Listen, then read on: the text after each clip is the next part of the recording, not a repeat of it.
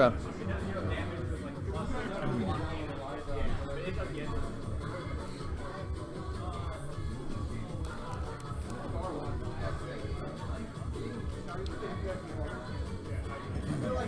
Okay, 3, 2, 1, start timer.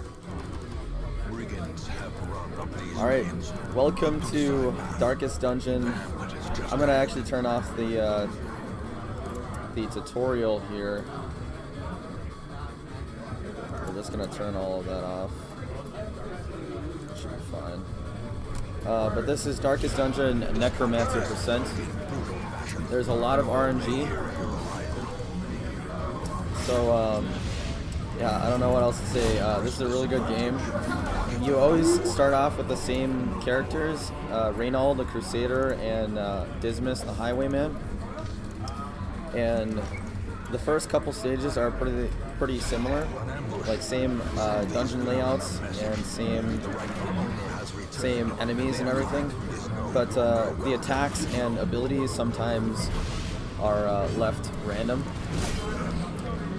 Like, for instance, here a couple different things can happen. We could actually have our melee guy get knocked back to second place, and that'll actually be detrimental to our time. But actually it doesn't matter right now because we killed this guy behind. There's a lot of unique things about Darkest Dungeon. The combat, it's pretty unique. It's turn-based, obviously, but when you kill enemies, they leave behind corpses, and that's why we had to target down this guy first. This main enemy in front of us, if we had killed him first, our Crusader wouldn't be able to target the ranged enemy behind, just because there would have been a corpse in between there. So we're just targeting with the right abilities and the right enemies. That's a lot of what the combat is. A couple of unique mechanics is the stress mechanic. You kind of have to balance your HP as well as your stress level with your characters. Once they reach 100 stress level, they have a chance of freaking out and actually doing some negative things within combat, and they end up stressing out the rest of the party.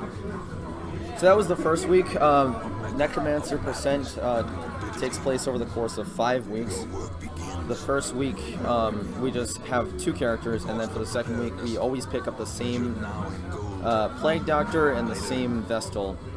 So Plague Doctor is like an AoE damage dealer, and the Vestal is our healer.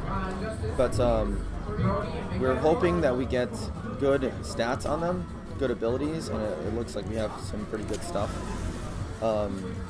We want the Vestal to not just be able to heal, but also to be able to deal damage from the back line. So that's RNG, the attacks are RNG, and the dungeon layouts later will be very heavily RNG. As the light gains purchase, my spirit's lifted, and purpose is made. Like I said before, the first 2 dungeons, including this one, it has the same layout, so we know that we're just supposed to go over here. Our mission is to explore 90% of the rooms, so you'll see us in the last room. The last room actually has a fight, but we'll actually retreat at the expense of taking on some extra stress for the characters. And it'll be completely worth it because we'll skip out on an entire fight, and I'll save at least a minute.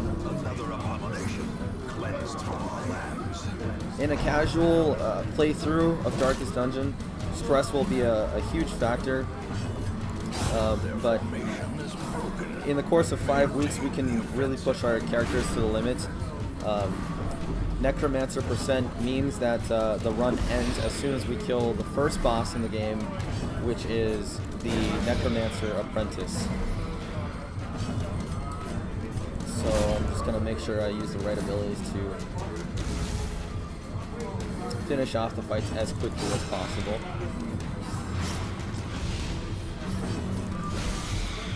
Luckily we have a really good Plague Doctor and a pretty good Vestal as well.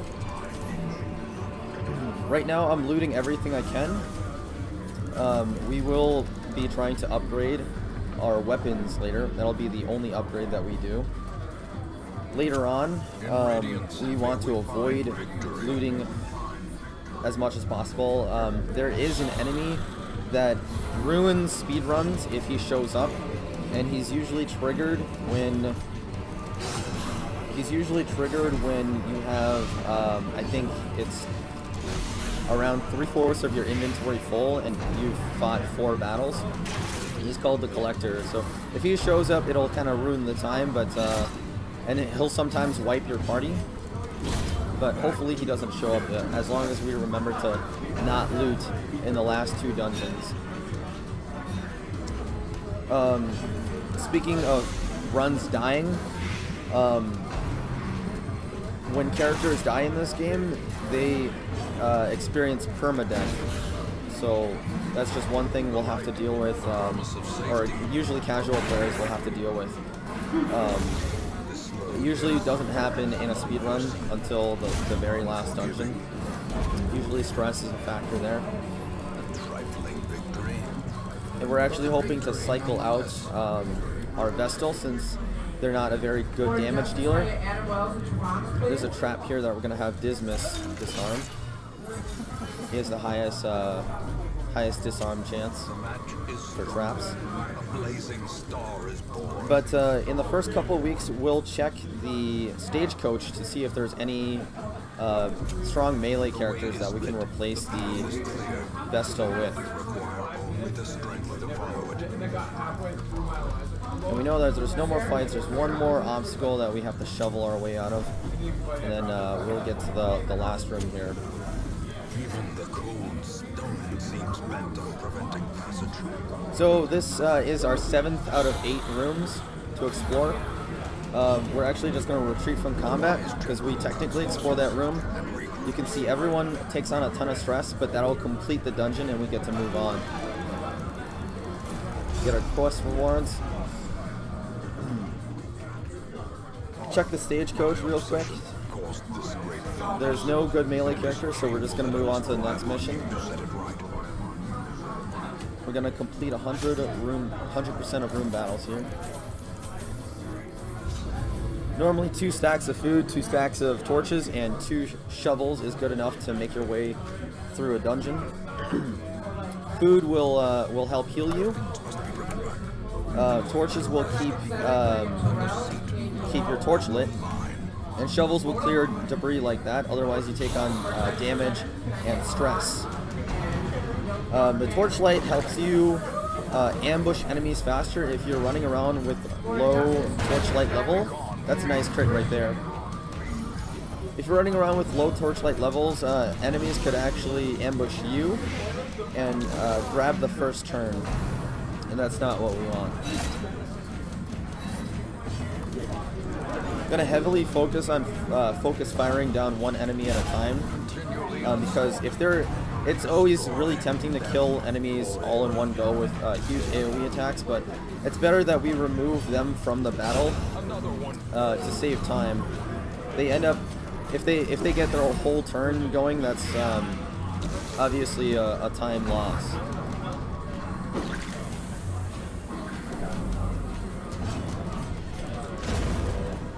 You can see here the corpse mechanic come into effect. Our melee guy wasn't able to reach the last skeleton there because there's corpses in the way, so we just have to clear them.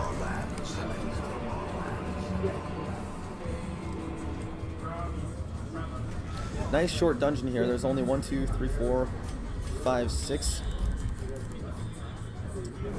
rooms, and not all of them will have battles, so we'll just have to find the battle rooms and catch them out.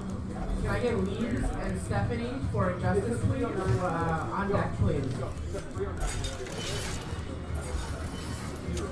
For Tekken 7, can I get Jeremiah and Lee Bangs? The characters kind of have a mind of their own. Some of my characters are kleptomaniacs, which means any loot on the ground they'll automatically try to steal. They have a chance of trying to steal. Even the cold stones seems bent on preventing passage. There's a scout move right here. It'll tell us what's in the next rooms. So there's a battle to the left and right. There's actually 2 battles to the left and 2 battles to the right, so that's not very good. We'll have to do some backtracking, but that's just the way the dungeon layout worked out. And purpose is made clear.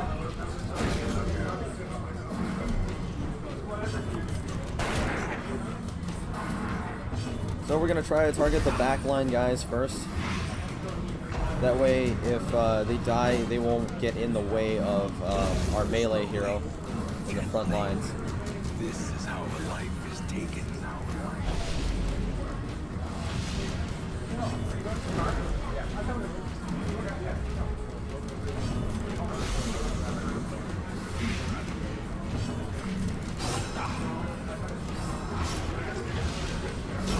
Great is the weapon that cuts on its own. You see right there one of the enemies dying to one of our damage over times. We inflicted bleed and blight upon that enemy in the back line there. And if they die to an AoE on their turn, they don't leave a corpse behind. I'm not sure why that is, but that's just one of the mechanics of Darkest Dungeon. Crush this advantage. Give them no quarter.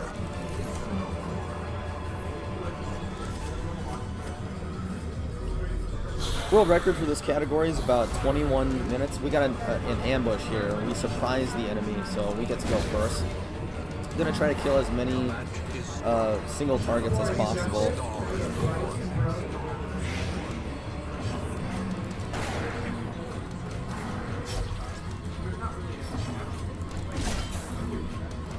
Didn't really work out, but we got some good damage in. Also, the category that we're playing does not include the recently released Crimson Court DLC.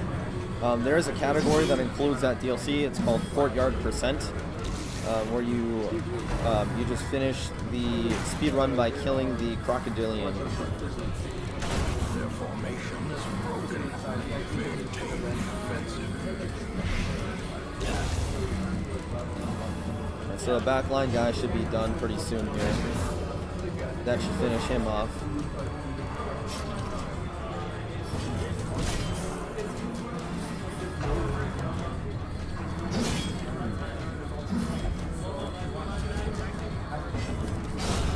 Nice crit. Crits also do not leave corpses behind. You just kind of obliterate the enemy and they just go down easily. Go. Now our guys are getting pretty low on health, so I'm just going to feed them. I want to make sure to leave at least 4 food behind. Otherwise, if they reach one of those heal checks, or food checks, and we don't have enough food for them, they'll take on extra damage and stress. And we might actually end up taking on too much stress. We can take a good amount of stress before the last dungeon, before week 4 and 5, but the less we take, the better. This enemy right here that just went, the Madman, his sole purpose is to inflict stress upon your party. And so we're going to try to take him out. Health isn't as big of a deal. We do have a healer, so I'm not really worried about taking any actual permanent casualties as much as taking on stress level. Death waits. Although, I mean, it might be a thing if they keep on critting my guys like that.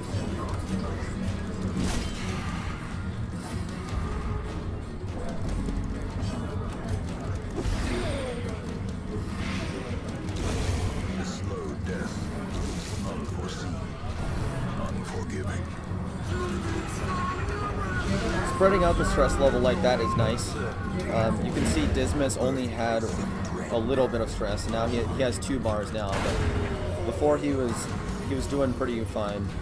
Crits also lower your stress level, so that's always nice. Normally, you want to cycle out your heroes. Leave the ones that just just did their delve into one of the dungeons. Leave them behind to rest up in order to reduce their stress levels, but it'll be faster if we use the same heroes for the whole speed run, with the exception of the Vestal if we can get rid of her. I'm gonna start healing up a little bit just in case if there's another fight after this. The Vestal doesn't seem to do very much damage with the stun ability anyways. Another nice crit there.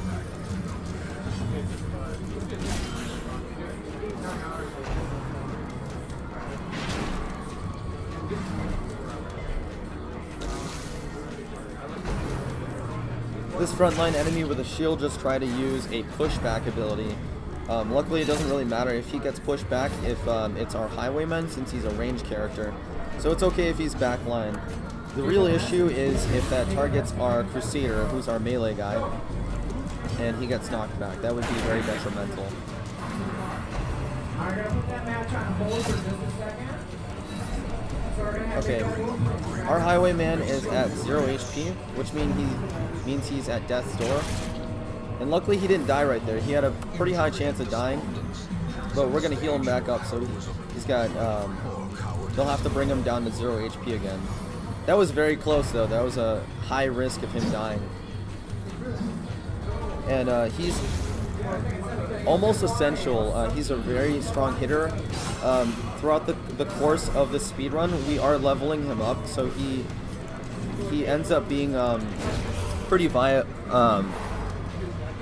useful when it comes to killing the actual Necromancer at the end of the speedrun. And hopefully that's the last battle, and it is. So that's the end of week 3.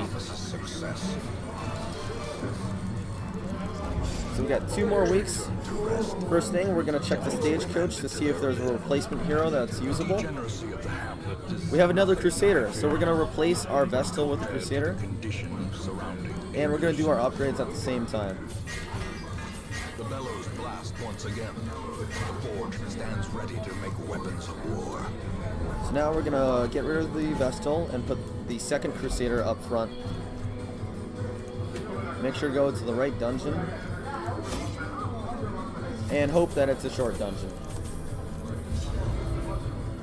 Now that we got rid of our healer, we're going to have to make sure we take very little damage in combat and just kind of power down the fights as fast as possible. This is a very bad dungeon layout, since it kind of splits off into 2 different directions, and we know that there's a fight over here, so if there's a fight on the right side, we'll have to backtrack.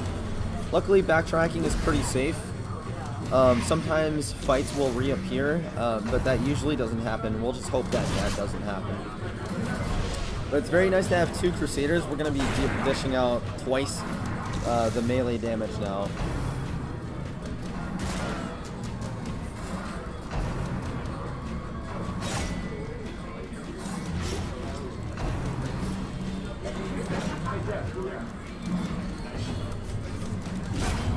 A nice one hit.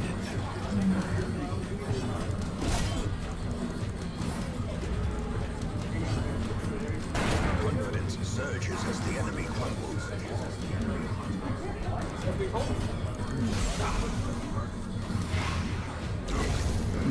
That fight went well.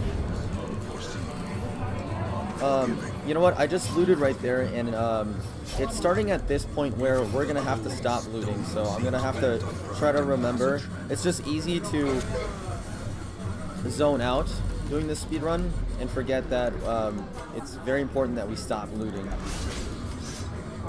Dismas just failed his disarm trap there, so that's very unfortunate. He'll take on some damage and stress.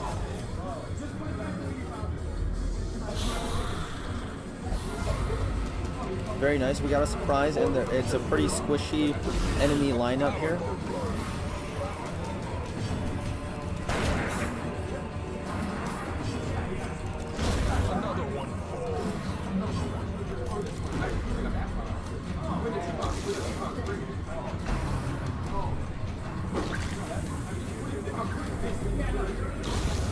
Death by inches.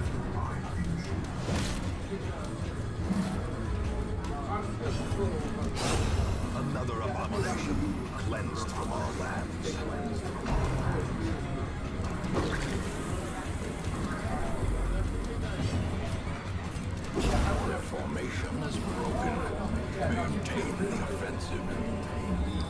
nice scout.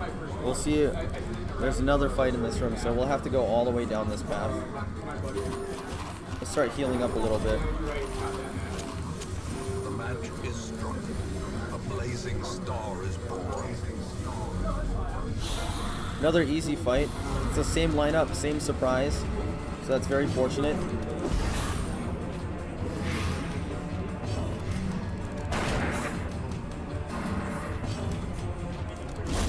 Back to the pit. We're pretty much one-shotting everything, so that's very Great nice. is the weapon that cuts on its own.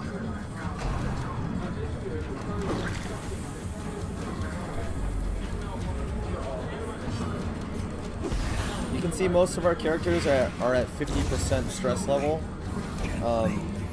Oops, I accidentally looted.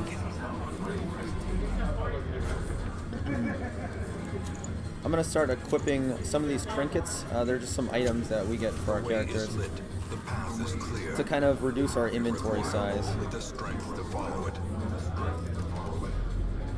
You can see here there is a refight in this In hallway, Radiance, may we find and it's just some trash mobs actually, so it's not too bad.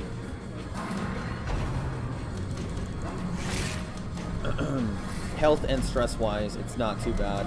Time wise, it is a pretty bad time sink the onslaught. to just have to do a whole extra combat. But there's more.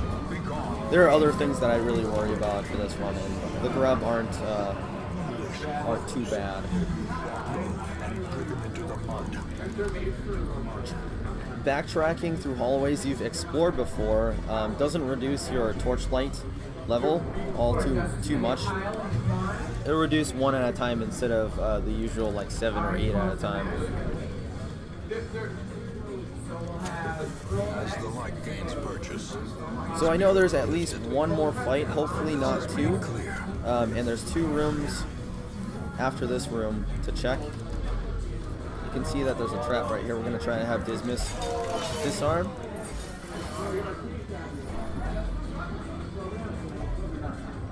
There's one of those food checks right there. the light, the promise of safety. Okay, so we absolutely know that this last room has a fight in it. So once we clear that, that will be the end of week 4. It's bad we just got ambushed by some insects. So it's a time loss, but it probably won't kill us. Shia back yet? What's that second? Jacob and Shia?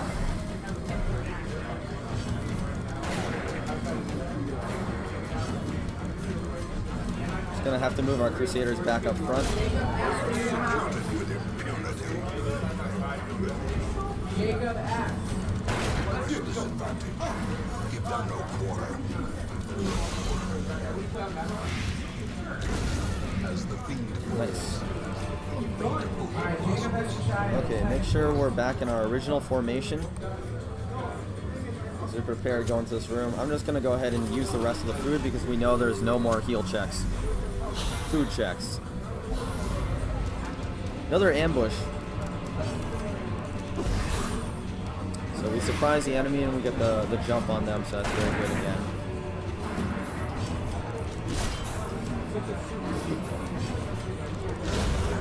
Nice crit. It's very good. Got rid of 2 enemies before they got to take their turns. And you'll see the skeleton die right there. Counter and overhaul. Counter and overhaul.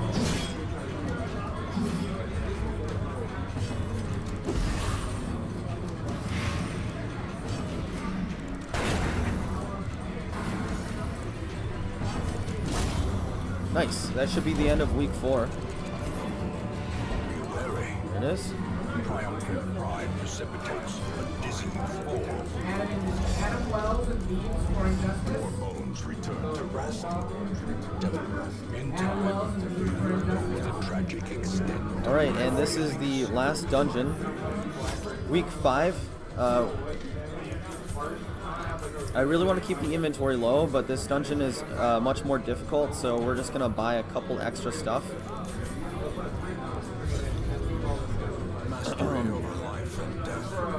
The run is going well, but it's important to remember that overconfidence is a slow and insidious killer. Who could have divined the prophetic import of something as unremarkable as a twitch in the leg of a dead rat? That's a drawing of the Necromancer apprentice that we're hunting right now. He is always in the farthest room away from your starting position. So we're gonna count right here. 1, 2, 3, 4. He's gonna actually be in that very last room. This is a very, probably a pretty bad dungeon layout. We have to explore 1, 2, 3, 4, 5, 6, 7, 8. 8 rooms before we even get to meet him. So it's gonna be pretty bad. We'll probably have to do plenty of fights on the way there.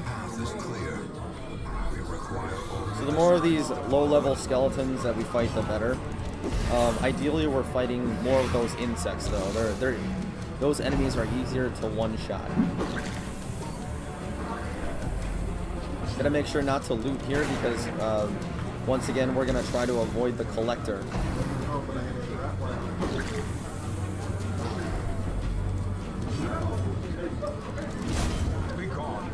One of our first heroes, Reynald, is at around 90 stress level, 91 stress level. And so I expect him to get a stress check before we even make it to the Necromancer. The stress check will either cause him to have some sort of flaw. I gotta make sure to not accidentally loop there. Some sort of flaw, or he can become powerful, because the stress, when it gets to 100, they either kind of freak out from having too much stress, or they kind of become stronger as a result of it. The light, the promise of safety.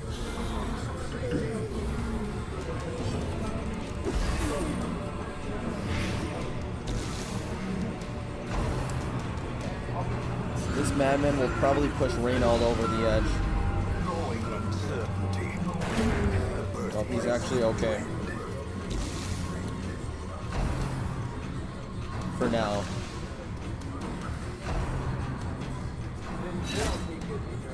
We'll need to get some crits, otherwise this damage over time, not damage over time, rather stress over time, is gonna bring him over 100.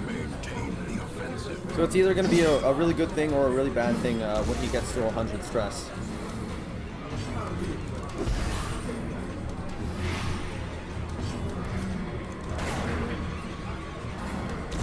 Great is the weapon that cuts on its own.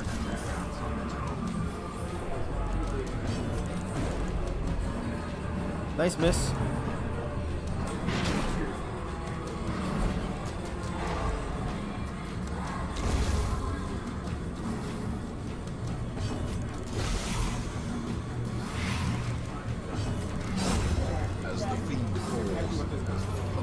I accidentally looted.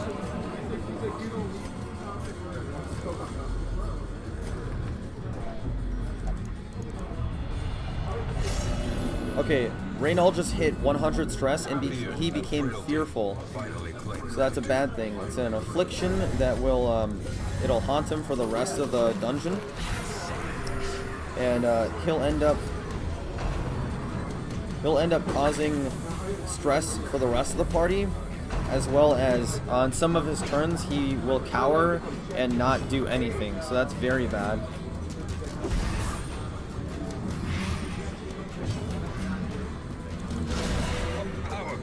So he just got a very nice crit, so that's very good. Continue the onslaught. Destroy them.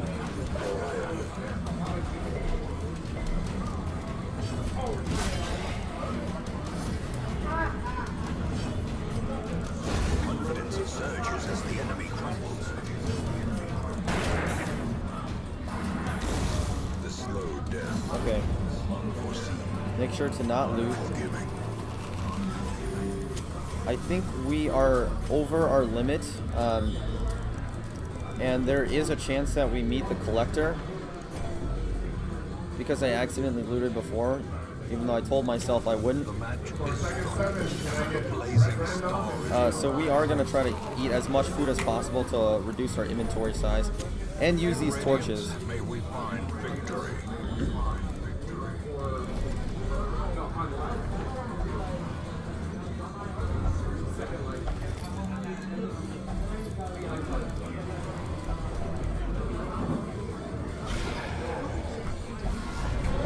Nice surprise.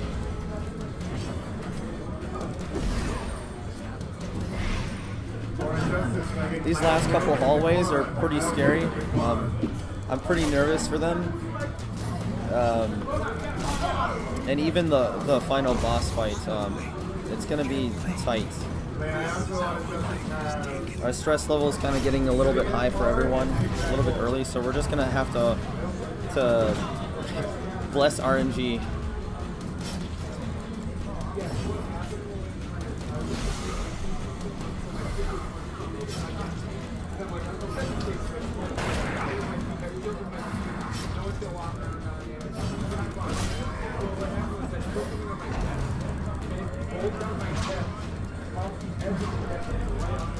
Okay, our Plague Doctor just reached 100 stress, so he became hopeless, which is freaking fantastic. Our stress level will start drastically increasing for the entire party now.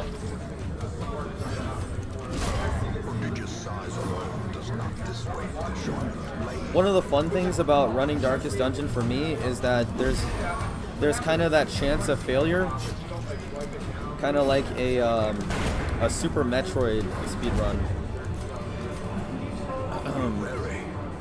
There's that risk involved, and I get some sort of sick thrill out of it. Our Plague Doctor only has 2 HP, so I mean I wouldn't be surprised if we end up losing him. There's another heal check. So 3 rooms left, and another fight, of course. Luckily, we got surprised, but really, this Plague Doctor can't take any more damage. I would really like if he didn't. He just forfeited his turn because he feels hopeless. That's one of the afflictions. That's one of the effects of his affliction, hopelessness. You can see their bars filling up a second time, and that's because the maximum stress level is actually 200. If they reach 200 stress level, your hero actually suffers from a heart attack and is reduced to 0 HP, and that may or may not end up killing them. I'm going to start stunning things because that's a little bit safer than just plowing through and trying to damage things down.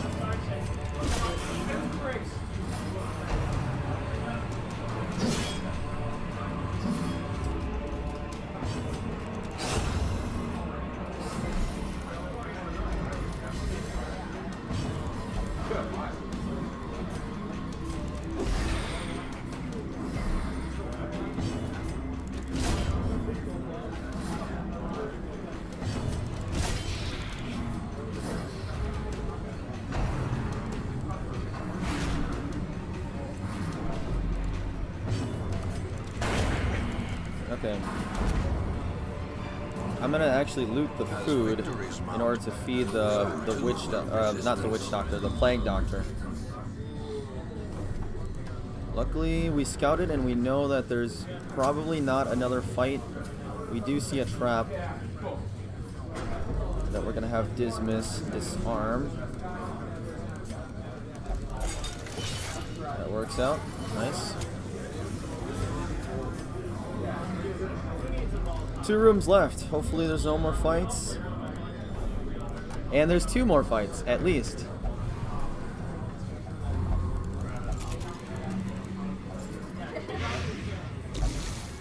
Oh boy. As the light gains purchase, Okay, spider fights aren't too bad.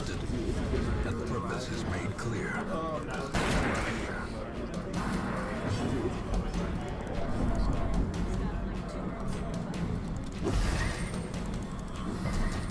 And we're just very close Executed to the Necromancer now, but everything kind of has to fall into place now.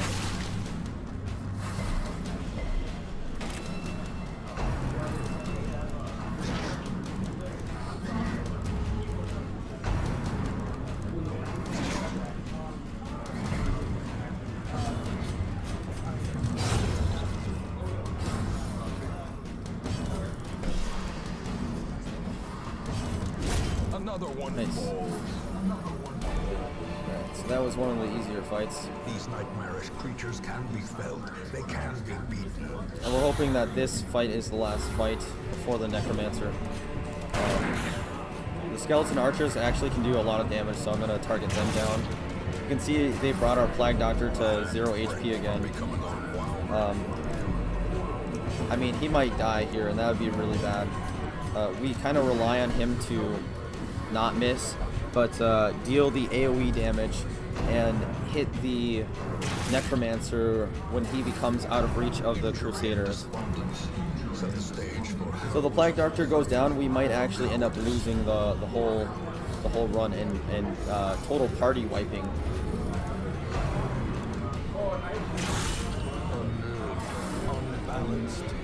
Whenever they crit us, we end up taking on extra stress level as well. Luckily that was a miss there. Our first Crusader is actually very low on HP as well.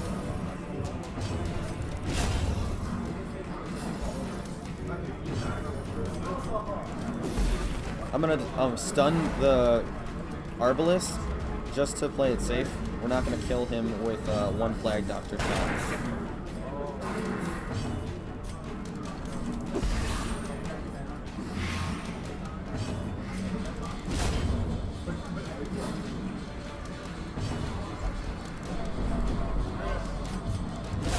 There we go.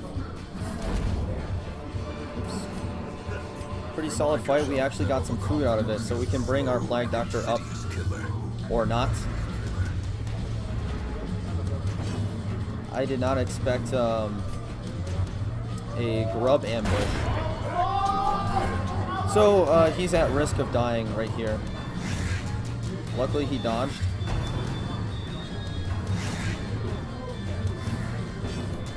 Fingers crossed that the Plague Doctor doesn't die.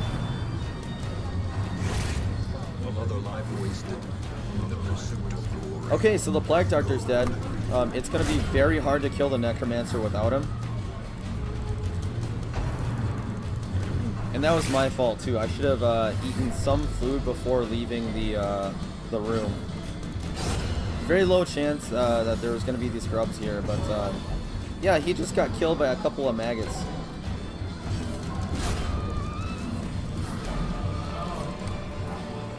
This expedition at least promises success. Okay.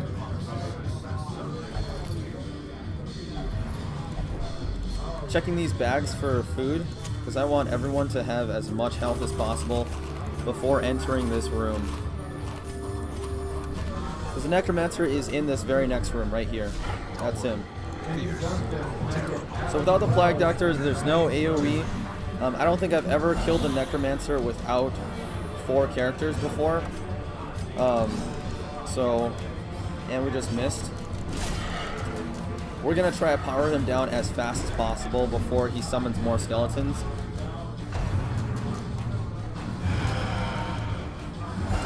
And he's gonna grind us down until either we die or he dies.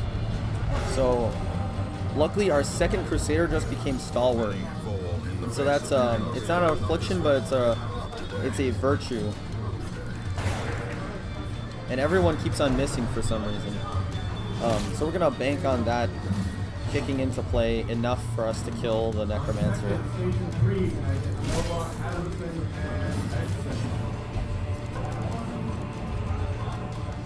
You can see our first Crusader, Reynold, has been he is suffering from Fearful, so he's been passing some of his turns, which is very, very bad. Our new strategy is to bank on the Crusaders holding back the skeletons enough for Dismas to kill the Necromancer with his long-range attacks. Timer will end either when I die or the Necromancer dies. So we'll end up having to mercy kill the run if our party wipes.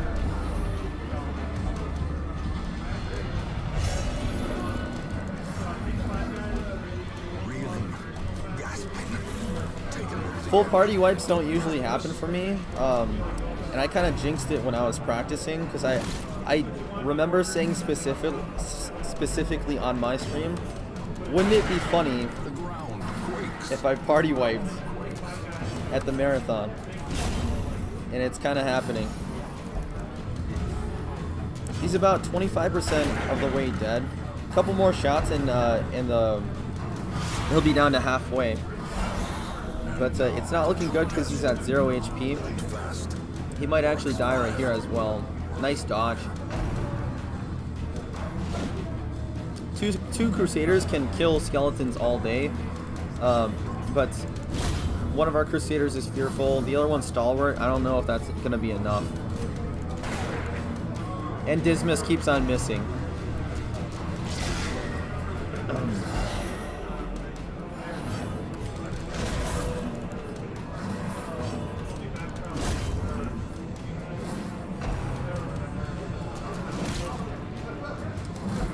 Now 2 heroes are at 0 HP.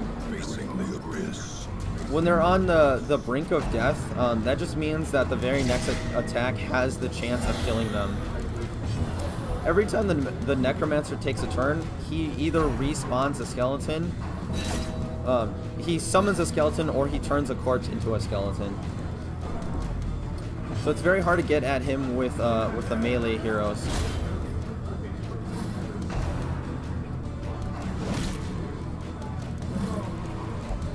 We had a pretty unfortunate dungeon layout in that we had to fight maybe like 6 or 7 battles before we even got to the Necromancer. So that's just bad RNG getting us. Reynald just had a heart attack and fucking died. So we're down to 2 heroes. It's just a slippery slope. It's an uphill battle here. It's snowballing in the Necromancer's favor. So, I mean, we have Vilda Hardane. He's just going to have to kill skeletons all day. It's not going to... He has absolutely 0 chance of killing the Necromancer. So, timer will end when he dies. Fortunately, this is going to be a failed run. But we'll see how badass we can make this guy.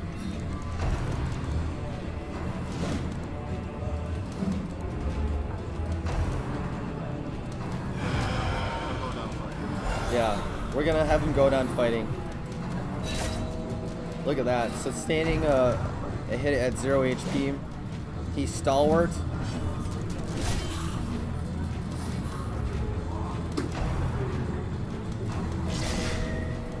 Just tanking those hits. There he goes. That's time right there. So, I hope you enjoyed Darkest Dungeon. That was a failed run. The whole party died, but that was still really fun. Yeah, Darkest Dungeon. Just RNG dungeon, so I hope you guys enjoyed it. Rest in peace.